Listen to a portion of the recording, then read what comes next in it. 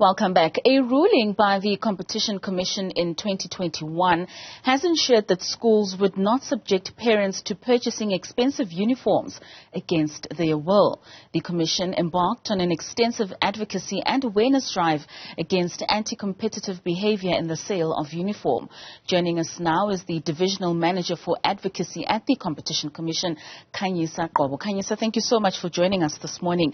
Now, the Competition Commission has been battling this issue since 2010. Just bring us into confidence over the strides that you have made over the years with regards to the selling of uniform at exorbitant prices.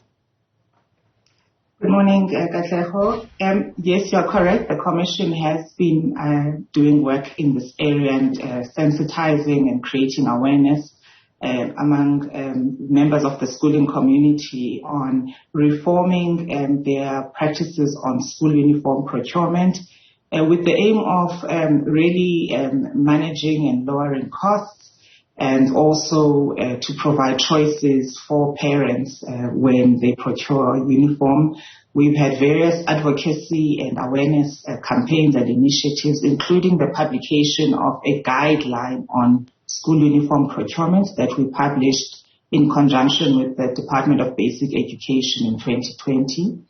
We also have had enforcement action in this area where there were successful prosecutions. We had settlement agreements entered into with some of the big school groups, and also in 2020 we had a settlement agreement we entered into with the school uniform supplier Makhalafin Bothwell. I mean, some of the settlements that you're speaking of is what many of these suppliers were benefiting from, these extended contracts that they would have with the schools, contracts that led for over 5 years up to 30-year contracts. We know what the benefit was for the suppliers, but why would the schools get into such arrangements with suppliers that tied them to these prices for such a long time? We recently undertook a survey at Adhering just to understand what the current practices are since our interventions over the years. And what we have found is there is increased awareness on the need to have shorter term contracts with single suppliers among schools. We found that 51% of the respondents of our survey, we surveyed just over 400 schools, did indicate that they had a single supplier for some of their unique items, but had now shortened those terms and cancelled the evergreen contracts. We found that only 10% of our respondents still had contracts that were over 5 years. Of course, we asked what schools took into consideration when they selected suppliers, and it's a range of factors, but ranging from efficiencies, volume, security of supply, quality, and so on. So with the guidelines, the emphasis is to have school uniform as generic as possible and as widely available as possible. In the instance where there are single suppliers for unique items, we encourage that schools enter competitive bidding processes, and I mentioned the duration of those contracts should be subject to review periodically and not be lifetime contracts. Of course, and I mean, these guidelines that you make mention of have been in place since 2021. Are you seeing that more schools and more stakeholders are adhering to these guidelines? They certainly increased awareness about them. A survey we had done in 2016 just to understand whether there was understanding about the first set of guidelines, which were published in 2005, we realized that the survey outcomes showed that there was little awareness. But I think with the work we've done in the last 5 years, we are seeing positive results in the turning of the tide.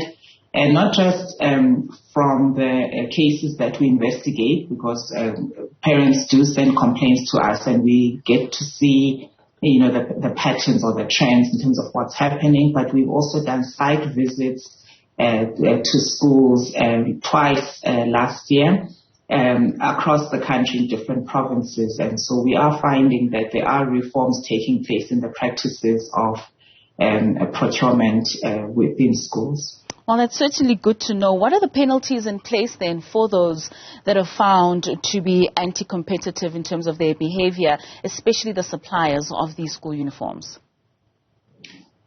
So if there were to be an investigation that led to a successful prosecution for a contravention in one of the provisions in the Competition Act, and the penalties at the competition tribunal range in terms of the remedies that can be applied by the tribunal. But standard or typically is that there can be fines or penalties up to 10% of turnover of a company. And also, as I mentioned, there can be also other remedies that the tribunal could put in place, for example, where they will require, in the case, for example, of Makhalach and Bothwell, the remedy there was that those evergreen contracts had to be terminated and that then had to re-enter into new shorter-term contracts with schools. Just to put into perspective, Khanyisa, the price difference from what these, like Bothwell was charging previously to what they were supposed to, where the prices should, in terms of a medium term, where should the prices be sitting? Can you just give to us in terms of percentages of how exorbitant these prices were? So the issue of pricing is a really difficult one and painful one for parents, especially under these times of economic hardship, especially with inflationary pressures. So we do get complaints often, especially last year, of how expensive particular items are. I think blazers seems to top the list, and also tracksuits. So, this is essentially the problem with unique items that are typically sourced from single suppliers, is that, they tend to be a little bit higher in the pricing because of the supply chain and mechanics behind them. So this is an area that we don't necessarily monitor, the prices of uniform, but in instances where there are allegations of excessive pricing, we are then able to investigate those just within the guidelines or the parameters of the Competition Act. And if the thresholds are crossed as per the Act, then that could lead to a prosecution at the tribunal. And with these guidelines being enforced, are we seeing new entrants into the markets who are also then able to supply the same uniform supplies? We are not yet aware of that, and this is feedback that we would love to hear from parents, especially in those schooling communities where there has been reforms in practices.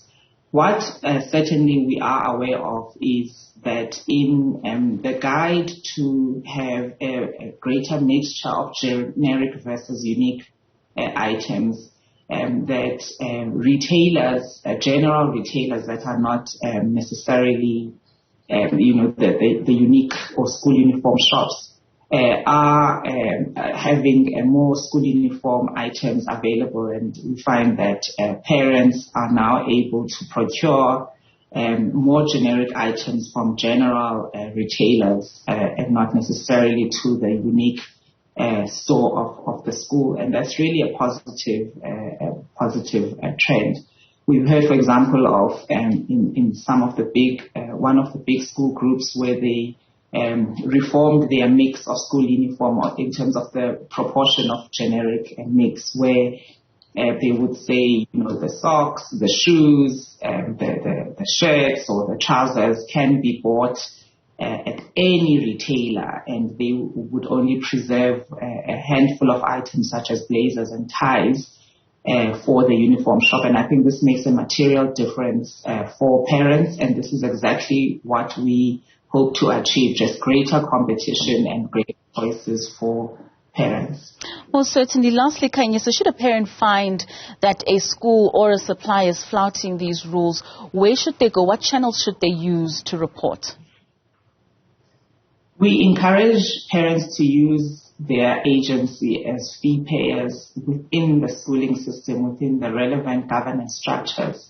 School uniform composition is typically decided by school governing bodies, and parents are part of those bodies, and so we do encourage them to take an active interest within their schools in the decision making around school uniform, because I think that is the starting point for these reforms, and to ask questions about supply chains and suppliers, markups and so on, to see if there cannot be efficiencies and improvements that can benefit them as parents, because the school's core business is education fundamentally, and so the issues of uniform should not create an artificial barrier for learning for pupils. If these actions, of course, don't yield much fruit, or if there are concerns of a competition nature, parents can approach the commission and to lodge a complaint and by completing a form that can be found on our website, and we would then be able to investigate the matter and hopefully get it resolved. Because what we really are looking for here is reforms and changes. Most certainly. Thank you so much for joining us this morning. That's Khanyisa Qobo, the Advocacy Divisional Manager for Competition Commission, speaking to us there about the school uniforms and the suppliers and how the stakeholders need to be aware of the advocacy that has been made in ensuring that there is fair competition.